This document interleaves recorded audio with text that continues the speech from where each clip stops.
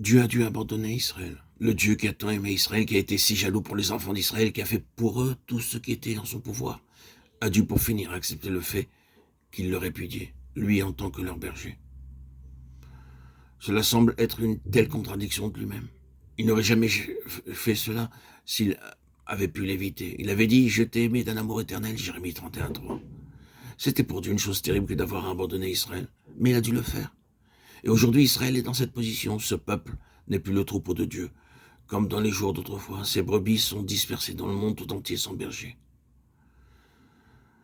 Le péché fatal du peuple d'Israël était sa répudiation de Dieu comme son berger. Les enfants d'Israël sont tournés vers d'autres dieux et firent d'eux leurs bergers. Ils ont écouté leur voix et ont répudié la souveraineté unique du Seigneur. Le grand chapitre d'Ésaïe 53 montre leur attitude à l'égard du berger. Un mot ressort de ce chapitre. Nous étions tous comme des brebis errantes, et il montre ensuite comment Israël a traité le berger que Dieu lui avait donné. Il est impressionnant de remarquer que l'apôtre Paul relève ce fait dans sa lettre aux Romains. Mais tous n'ont pas prêté l'oreille à la bonne nouvelle, car Ésaïe dit « Seigneur, qui a cru à notre prédication ?» Romains 10:16. Israël a refusé de croire au message des prophètes, et ce message tout entier montrait Dieu comme le berger, Israël comme le troupeau de Dieu. Et le prophète dit, c'est pour cela que le peuple s'est détourné de Dieu. Nous étions tous comme des brebis errantes, chacun suivait sa propre voie. Ésaïe 53:6. Il se détourna de la voie de Dieu pour suivre sa propre voie. Et la propre voie pour ce peuple, ce fut de choisir des bergers autres que le Seigneur.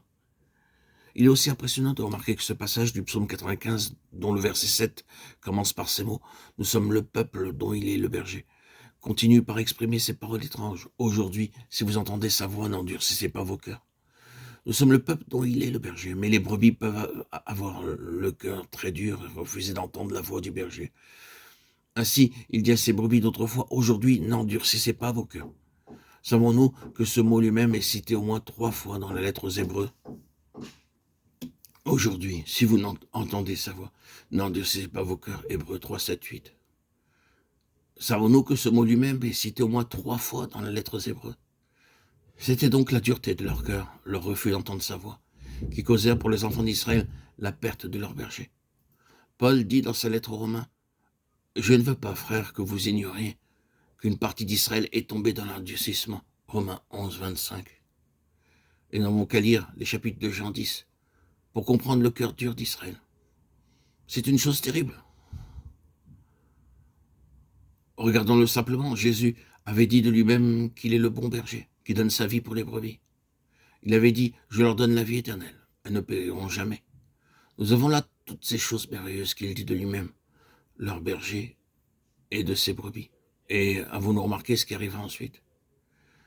Les Juifs furent de nouveau divisés à cause de ces paroles. Plusieurs d'entre eux disaient, il est possédé d'un démon. Je suis le bon berger. Je donne ma vie pour mes brebis. Je leur donne la vie éternelle. Elles ne périront jamais.